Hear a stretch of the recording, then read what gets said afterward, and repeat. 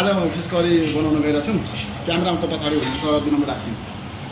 अनि अब हामीले यसरी यहाँ देखाउने अलि माथिबाट फेरि यसमा नजाओस् नि गाई। अब हामीले तेल यहाँ राखेको छौँ। यसमा अलिक यस्तो हाल्ने, यसलाई के भन्छ थाहा छैन। तेजपात हाल्ने तातै छैन त। हरियो खोर्सानी पनि हाल्नु त पर्ने थियो होइन। हरियो खोर्सानी चाहिँ अहिले अभाव भएको हुनाले हामीसँग नभएको हुनाले हामीले हरियो खोर्सानी चाहिँ हालेको छैनौँ। यसो रातो हल्का अनि यसो हेर्ने यसो यो कडा मसला क्यामेरामा देखाउनु भयो एकछिन। यस्तो कडा मसला भन्छ। यो हामी हल्का यो के भन्छ यसलाई खै के हो आउँदैन अब। मेथी हो। अनि यहाँ एउटा हामीसँग हल्का यस्तो 5 फोरन भन्ने यस्तो पनि छ। हातैले हालिदिएको छु गाइस, के छैन यसको काम सक्छ।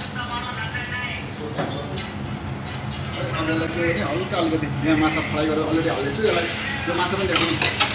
यो माछालाई चाहिँ पुरा फ्राई नगर्ने होइन, 60% 70% मात्रै कुक गर्ने, पुरा फ्राई नगर्ने होइन। त्यति गरिसकेपछि पुरै फ्राई गऱ्यो भने फेरि यसमा स्वाद हुँदैन। अलिकति बाँकी चाहिँ यसले पनि पाक्न दिनुपर्छ।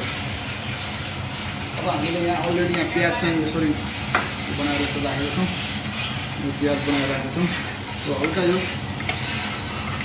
कालो भएपछि हामी प्याज यसमा गएर गलाएर बनाउँछौँ। यो जे पनि हुन्छ। अब प्याज अब अहिले हामीले 8वटा जति फिस बनाउँछौँ, त्यसको लागि 1 कटोरी प्याज चाहिँ यसरी हालेको छौँ। हल्का एउटा ब्राउन हुँदासम्म चाहिँ अलिक फ्राई गर्ने, अलिक हल्का ब्राउन हुँदासम्म चाहिँ फ्राई गर्ने। हामीले 2वटा यस्तो सिङ्गो प्याज पनि हाल्ने है। 2टा सिङ्गो प्याज, सिङ्गो भनेर आधी सिङ्गोलाई एउटा कट गरेर यस्तो राखेको छौँ हामीले। अहिले हल्का ब्राउन हुँदासम्म अलिकति फ्राई गर्छौँ। अब प्याज यस्तो ब्राउन अलिक भइसकेपछि अब यसमा अदुवा लसुनको पेस्ट है 2 चम्चा जति हालिदिनुहोस् अलिकति होइन। 2 चम्चा जति हालिदिनुहोस् अदुवा लसुनको पेस्ट है।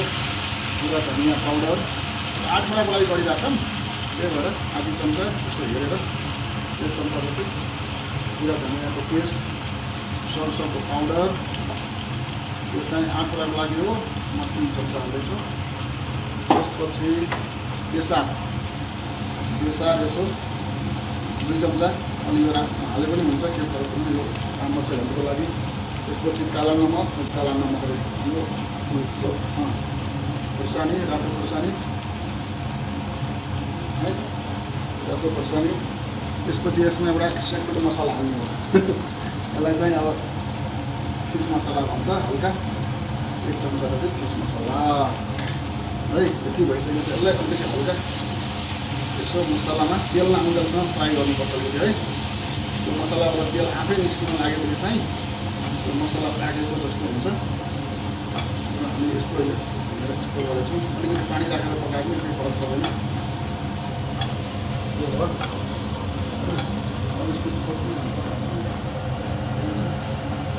हल्का हामी यसलाई चलाएर यताबाट फोकस गर्ने है।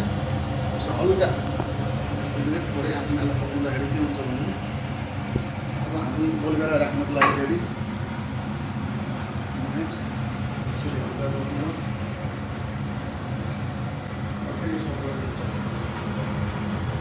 यो भुलेर भइसकेको छ।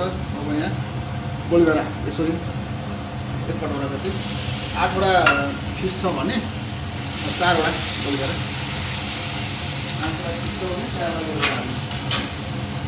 त्यो हालिसकेपछि यसलाई हल्का मजाले चलाउने। अब पाल्नु आएको नुनको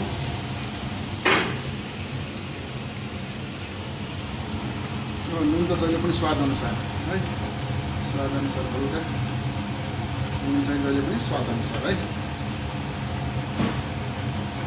ठिक छ। अनि यसलाई हामी फ्राई गर्दैनौँ।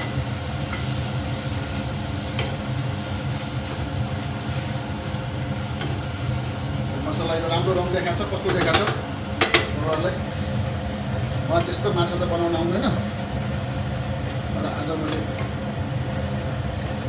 यस्तो युट्युब हेरेर माछा बनाउन खोजेको। एउटा रणवीर भन्ने सिप थियो, उसले यहाँ के बनाएको थियो, त्यो अनुसारको मैले गर्न खोजेको हो। हेरौँ कस्तो बन्छ। एकछिन यसलाई हामी 1 मिनट छोडिदिन्छ। ल यस्तो अब एकछिनपछि यसरी जब तेलले छेउछेउमा तेल देखाउ त यो जब मसलाले तेल फाल्न लाग्छ अनि यो मसला फ्राई भएको पाकेको होइन बुझिन्छ। यसो हल्का तेल फाल्न लागेपछि चाहिँ अब यो मसला चाहिँ यसमा राखिसकेको छ। अब हामी यसमा चाहिँ अब यसलाई ग्रेभी बनाउनु हामी वाटर एड गर्छौँ है। ढोक्ने वाटर एड गर्ने यो चाहिँ मैले मिक्स गरेको यो अदुवा लसुनको पेस्ट मिक्स गरेको थिएँ त्यसैको पानी चाहिँ अलिकति ग्रेभी यसरी पानी थपिसकेपछि अलि यसलाई पातलो गर्नुपर्छ है। एकदम मोटो गर्दाखेरि त्यस्तो राम्रो हुँदैन।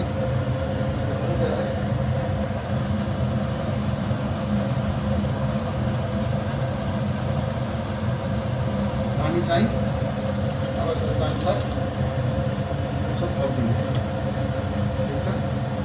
अघि हामीले नुन हालिसकेको छ, अलिकति नुन कम जस्तो भयो भने चाहिँ फेरि हामीले यहाँ थप्न सक्छौँ। सबै मसलाको काम भइसकेको छ।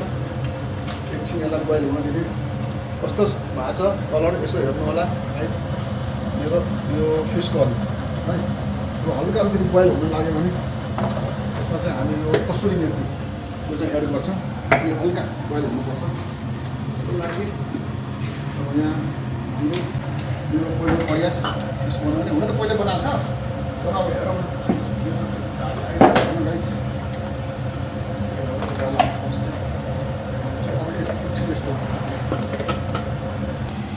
यसो हल्का बोइल हुन लागिसकेको छ।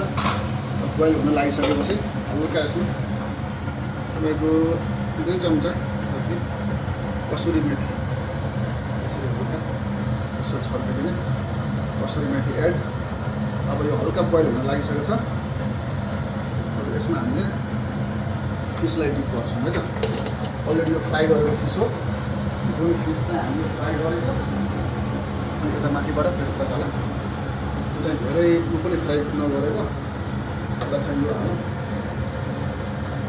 यसरी फिसलाई हामीले एड गर्छौँ है।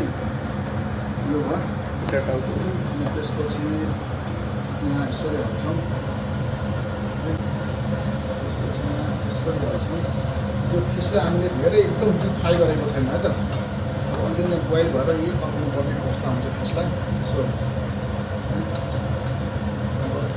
यसरी एकदम डिप फ्राई गरेको छैन मैले।